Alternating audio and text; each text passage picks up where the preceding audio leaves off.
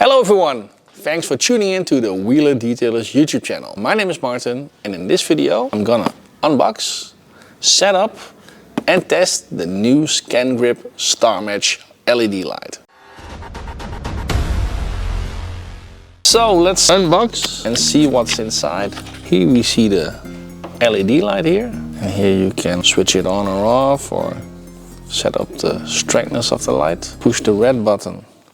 The battery comes out, some kind of plastic bracket, a charging cable, 3 lengths of bolts. If you're looking where to charge it, because I was looking for it, the charging port is here.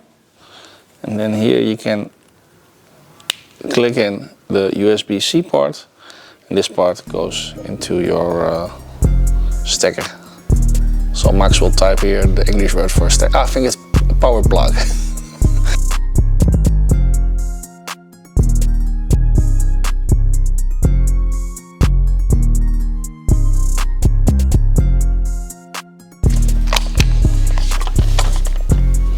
Yeah, looks good to me. Let's see how it works in practice. Here I'm gonna switch it on, like this. So this is the first setting. I give it another press. It goes a little bit brighter. And here you can create the yellow white cyclist. Hope you can see it.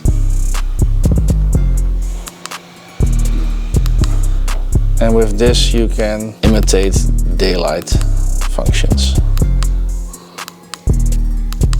Like this. It also shows the battery percentage, which is quite handy here. Let's see how it works for me in practice, having this light directly on the spot where I want it.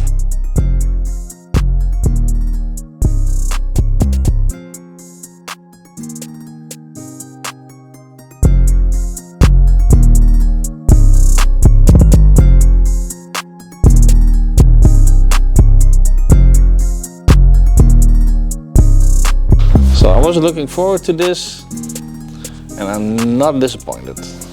Really a really good tool as a thought, but also as a concept, and bring it real life to production.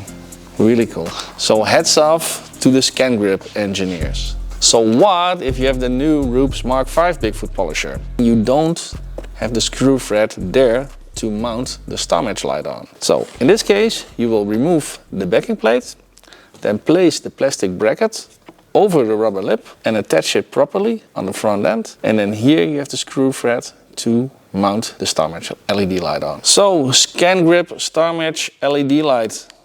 I've been detailing since 2007 and I really think bringing this to the market is a big step forward for the detailing industry. Also when I'm working with the machine with the light attached, I don't feel like it's misplaced or in the way. The only thing is sometimes that my hand is blocking my view on the beam, which is coming from the LED light. And in this case, when I want a little bit of extra view, then I would pretty much replace my hand in a different position. So I'm always having a good view on the beam, on the area that I'm polishing.